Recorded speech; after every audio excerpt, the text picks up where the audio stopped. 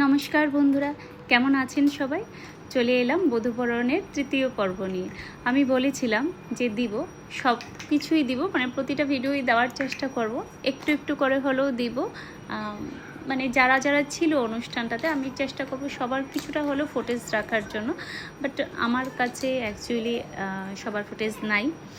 তো এমনিতেও যখন কিনা সবাই বসেছিল তাদের যে ভিডিওগুলো আছে আমি ভাবলাম ওগুলাই দিয়ে দিই, তাহলে অ্যাটলিস্ট বোঝা যাবে যে ওরা বধূবরণে সবাই এসেছিল, সবাই অংশগ্রহণ করেছিল, সবাই রেডিও হয়েছিল বধূবরণের জন্য। স্পেশালি এই প্রোগ্রামটার জন্য কিন্তু আলাদাভাবে সেদিন সবাই রেডি হয়েছিল।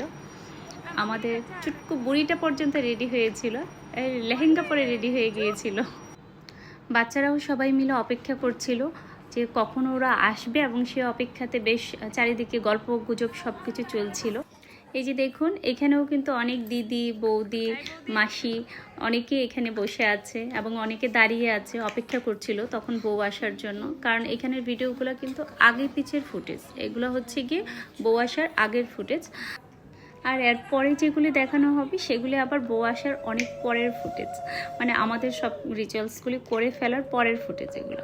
তো আমরা বড়রা যারা যারা আছি প্রত্যেকে মিষ্টি মুখ করানোর পর এবার বাড়ির ছোটরা যারা আছে সবাই মিলে বউকে ঘিয়ের প্রদীপ দিয়ে মুখ দেখেছে, তারপর প্রত্যেকে দুধের ক্ষীর খাইয়ে মিষ্টি মুখ করিয়েছে। কিন্তু ওরা কিন্তু এটুকু করেই ক্ষান্ত হয়নি, ওরা কিন্তু এবার ভাই বৌদির কাছে বসেছিল যে মিষ্টি মুখ করিয়েছে, এবার টাকা দাও, টাকা না দিলে তো হবে না।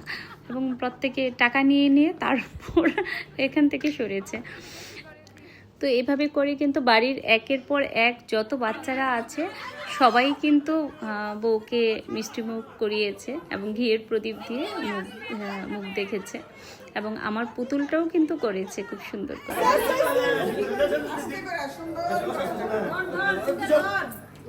হ্যাঁ, হয়েছে হয়েছে।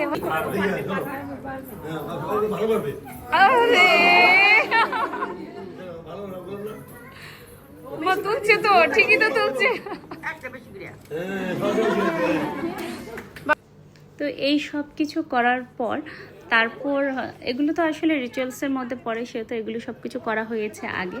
তারপর আরও কিছু করা হয়েছে, যেটা হচ্ছে গিয়ে ওরা শখ করে করেছে। আশা রাখি সেটা আমি পরের পর্বে দিয়ে দিব।